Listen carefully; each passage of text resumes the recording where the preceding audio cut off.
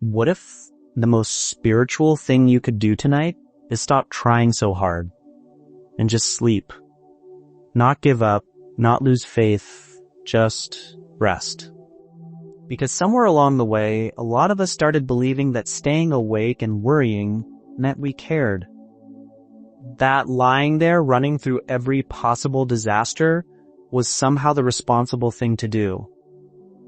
That if we just thought about the problem long enough, we'd finally crack it at 2 a.m. But you won't. And deep down, you already know that. If nighttime has become a place of fear and exhaustion for you, stay with me. We're going to look at what the Bible actually says about sleep, and how to rest in God's care without shame, without striving, and without pretending everything is fine when it isn't. Sleep is a holy act. Here's something that might surprise you. Every night when you close your eyes, you surrender. You can't monitor your family. You can't check the bank account. You can't fix the situation or protect the people you love. For 8 hours, you are completely unable to be in control. That is terrifying to some people. But Scripture sees it differently. In peace I will lie down and sleep. For you alone, Lord, make me dwell in safety. Psalm chapter 4 verse 8. That verse isn't a bedtime formality.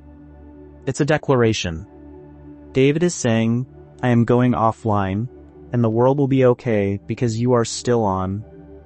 Think about the mother lying in bed tonight, body exhausted but mind still on patrol. Running through the finances, her child's future, the medical concern she hasn't told anyone about. Her eyes are closed but her soul is still at the window, watching for danger. That isn't diligence. That's fear wearing the mask of responsibility. And here's what Scripture quietly says back to her. Indeed, he who watches over Israel will neither slumber nor sleep. Psalm chapter 121 verse 4. God doesn't need you to cover his shift. He never sleeps, which means your sleep is not abandonment, it's trust. It's the daily confession that says, I am not God, and the world doesn't need me to be. Why night feels so catastrophic? But maybe you already believe that in your head, and it still doesn't help at 3 a.m. when the panic hits. Here's why. And this might actually bring you some relief. When you wake in the night, the rational, reasoning part of your brain is still groggy and mostly offline. The fear center, though, wide awake, highly active, looking for threats. So that unpaid bill becomes total ruin. That one awkward conversation becomes evidence that everyone secretly dislikes you. That health symptom becomes a life sentence. You start doing the terrible clock math. If I sleep now, I get 4 hours. Now 3.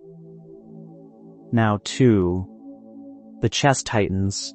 The tears come. And by noon the next day, the same mind looks back and says, that was real, but it wasn't what I thought it was. Night magnified it.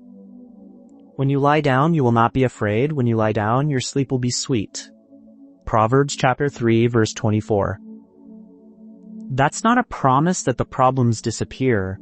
It's a promise that God's presence can quiet what your racing mind cannot. Your midnight despair is not always a revelation. Sometimes it's distortion. And knowing that, just knowing it, gives you permission to say to the fear, I hear you, but I'm not making any decisions tonight. You are not being graded. Now here's something a lot of believers carry secretly. The fear that the insomnia itself means something is spiritually wrong. Like, if your faith were real, you'd be asleep already. So you lie there, tired and guilty, anxious about being anxious. Can I just sit with you here for a second? David, the man Scripture calls a man after God's own heart, wrote this. I am worn out from my groaning. All night long I flood my bed with weeping and drench my couch with tears. Psalm chapter 6 verse 6. This is not a man with weak faith. This is a man in anguish, being completely honest with God about it. And God didn't edit that out of the Bible. He kept it in, because he wants you to know, crying at night doesn't disqualify you. It makes you human. Peace is not a blank, perfectly quiet mind.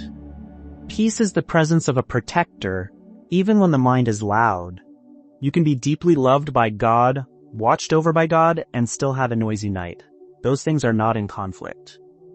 The handoff. So what do you actually do with all of it? The worries, the fears, the things you can't fix. There's a picture I want to give you, not a technique, just an image. Imagine everything pressing on you tonight.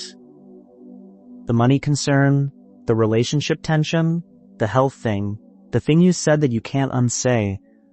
Imagine each one as a stone in a backpack. Heavy, real.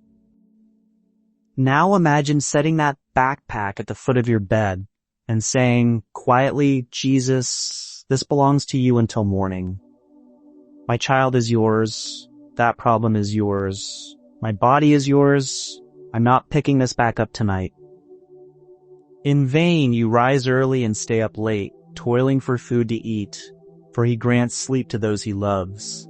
Psalm chapter 127 verse 2. The handoff is not pretending the burden doesn't exist. It's choosing not to carry it through the night when someone far more capable has already offered to hold it. And when the thoughts creep back, because they will, you don't have to engage, you just whisper, I already handed that over. That's not weakness. That is one of the quietest, most courageous acts of faith there is. Sleeping through the storm.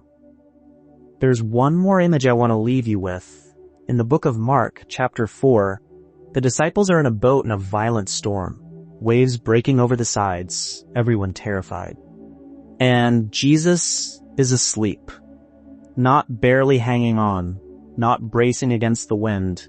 He was in the stern, on a cushion, asleep. He didn't sleep because the storm was small. He slept because his trust in the Father was bigger than the storm. That is what it looks like to sleep in God. Not denial, not pretending the storm isn't real, but a settled, quiet trust that says, I know who is in this boat with me. Maybe tonight your storm is still outside. The diagnosis hasn't changed. The situation is unresolved. The worry is legitimate. And God isn't asking you to fix it before you sleep. He's asking you to let him hold it while you do. So tonight, before you close your eyes, just make the handoff, set the weight down, and rest. Not because everything is okay, but because he is. What's one burden you need to hand over to God before you sleep tonight? Leave it in the comments. Sometimes just naming it out loud is the beginning of letting it go. And if you want more videos like this, scripture that actually sits with you in the hard moments, not just tells you what to think, subscribe. There's more here for you.